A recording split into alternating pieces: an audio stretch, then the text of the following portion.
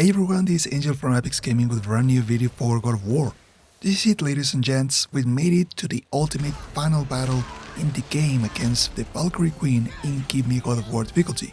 And I'm making sure that each and every one of you has a chance to beat Sigrun no matter your playstyle, because I've made the ultimate guide for you to dominate this fight during your first playthrough of the game. Just a quick side note, before we begin, this guide doesn't include any of the armor sets and crazy builds that you can get from New Game Plus. I'll maybe do a follow-up guide for that mode sometime in 2022, but for now, this is for you to get a grasp of the fight and know exactly what works and what doesn't against the Valkyrie Queen. So, let's move on.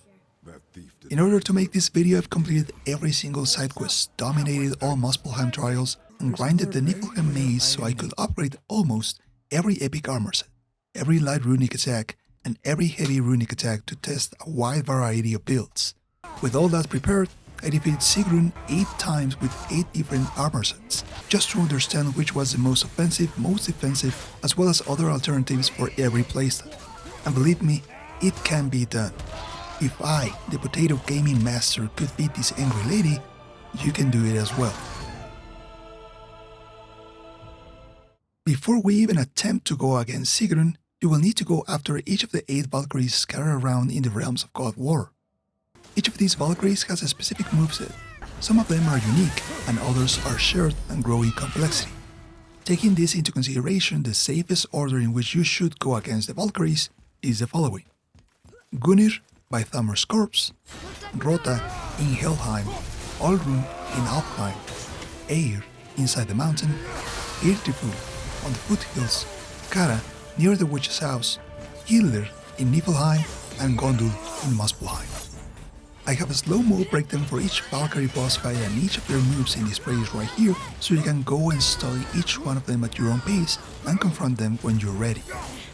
I would recommend you are at least level 7 so you have the possibility to deal enough damage and survive their attacks in case you get hit, especially if you're trying this in Give Me God of War difficulty, where there is little to no room for mistakes. If you have already defeated them, you are ready to go against Sigrun, because the Valkyrie Queen is basically all those Valkyries mashed up together into one, but she can perform any of the moves from these minor Valkyries in a more aggressive and fast-paced fight. The more confident you become in defending, parrying, or counter-attacking each of her moves, you'll have better chances to prevent this to become a one-sided fight that can become unnecessarily too long. Let me explain. After analyzing the gameplay of the 8 times I defeated Sigrun with the different armor builds, the fastest time to defeat Sigrun using my potato skills was 3 minutes and 30 seconds, and the longest one 9 minutes and 25 seconds. The difference between these times is a lot, and the main key here is the armor builds. For this video I used the following armor sets: Sindri's Royal set, the Valkyrie set, Ivaldi's Cursed, Deadly, and Endless Mid sets, Smoldering Pauldron, Blazing Magma, and Fallen Ash sets. Out of these 8 armor sets we see here in this comparison, the top 3 have a high runic and high cooldown build focusing on a high risk, high reward strategy, dealing massive damage but with little to no room for mistakes. Recommended for the pro players. The middle 3 are kind of a mixed bag, with one very high stat in cooldown, strength, or runic for middle damage output and medium risk, recommended for the average player. And the bottom 2 focus on a very low risk strategy with high defense or high vitality but low damage output, perfect for anyone having a really hard time with a fight and allowing multiple mistakes to be made while you are learning. I'll leave you with a full detail of each armor set, but if you're already made up your mind, skip to the time on screen.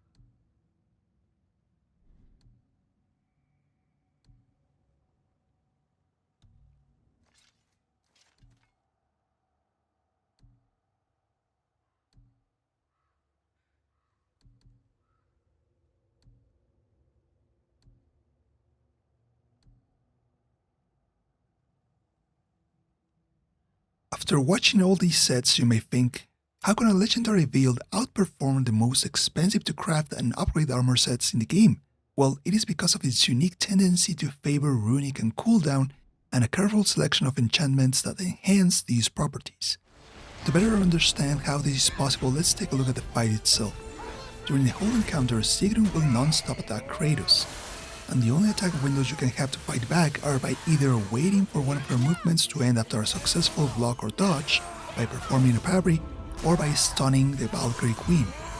If we see the timeline of the fight right here, where the yellow bars represent Sigrun's attacks and the weird Caesar salad colors represent Kratos' attacks, we can see that Kratos attacks more time than Sigrun during this fight with Sindri's set. But let's take a look at the same scenario with the Brimstone set, 6th on the list with a focus on strength and defense. And here we see Sigrun dominating the fight by a fair margin. The decisive factor for Sindri's set to achieve this quick staggering difference is constantly using runic attacks, the same that were used in every other set in the list, but at a higher rate and with a lot more runic power. Runic plus cooldown, my friends, is the name of the game. The blue bars you see in the Caesar salad are the axe runic attacks, the red ones are the blade runic attacks, and the purple ones are the regular blades or axe runics. Even when this is a bit of a mix, we can clearly see that the runic attacks contribute for the majority of the time Kratos has the opportunity to strike back against Sigrun and the highest damage outputs during the whole fight. The regular attacks are very difficult to land on their own, because most of the times when you're starting to hit Sigrun, she'll either block or fly away, giving you little to no time to actually land a hit or perform stronger or larger combos. And even when you get a gift of strength bonus from one of the very few enchantments available in the game that actually favor this stat, the agile nature of Sigrun make this a very complicated strategy even when pairing certain time-bending talismans like Kavesir or the Talisman of the Realms with high attack builds. The bottom line is, it doesn't matter what kind of armor build you're using, in your first playthrough, not a New Game Plus playthrough, your runic attacks will always deal the most amount of damage. So with that said, which are the best runic attacks to use against the Fierce Lady? After maxing out all the light and heavy runic attacks available and testing them individually against Sigrun, I got the following results shown on screen, with the highest damage runic attacks on the top and the least harmful on the bottom.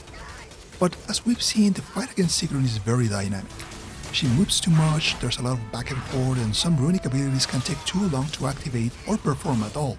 So I went a step further and took into consideration all these factors as well as the maximum damage per minute based on the activation time for each runic attack, and came out with my top choices for each slot.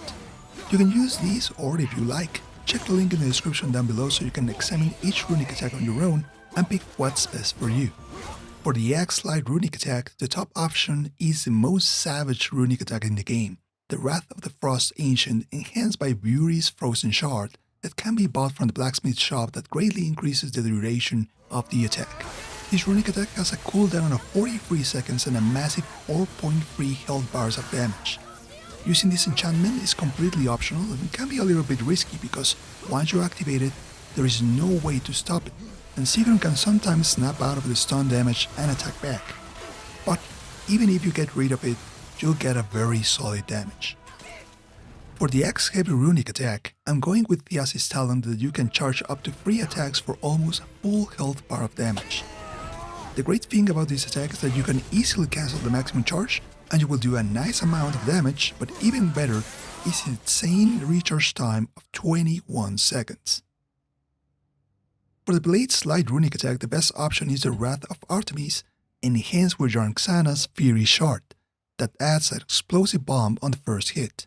The second hit is completely optional by tapping again the attack button, and it makes a very flexible option to counter and stun Sigrun quickly to deal over a half a bar of damage. Finally, for the Blade's Heavy runic attack, the decision was a no-brainer with the Hyperion's Grapple. Even when this is number 2 in the list, topped only by the Fire of Ares, the ease of use of this attack is great for the pacing of the fight because Fire of Ares is a maximum of 3 hits compared with the one of the Hyperion's Grapple. The best thing is this attack's recharge time of only 28 seconds, dealing almost a full bar of damage. The final reason to pair all of these runic attacks together is that they have a very close cooldown one from the other, so the swapping back and forth between weapons makes this a very easy to use selection. Finally, I'll leave you with the gameplay for my fastest time against Sigrun using Ivaldi's set so you can see it in action, and finally the rewards you will get from this battle.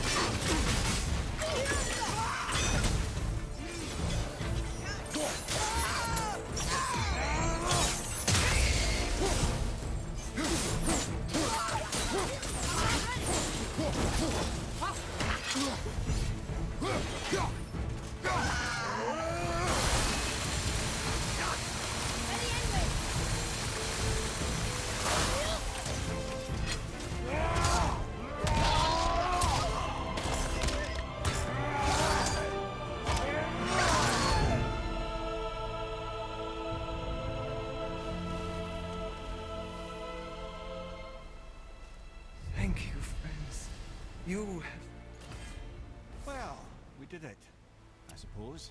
You don't sound very happy about it. It's difficult to be happy about anything when you're a reanimated head. I'm grateful we were able to set the Valkyries free. But so much of this could have been avoided, if only... You said it yourself, Head.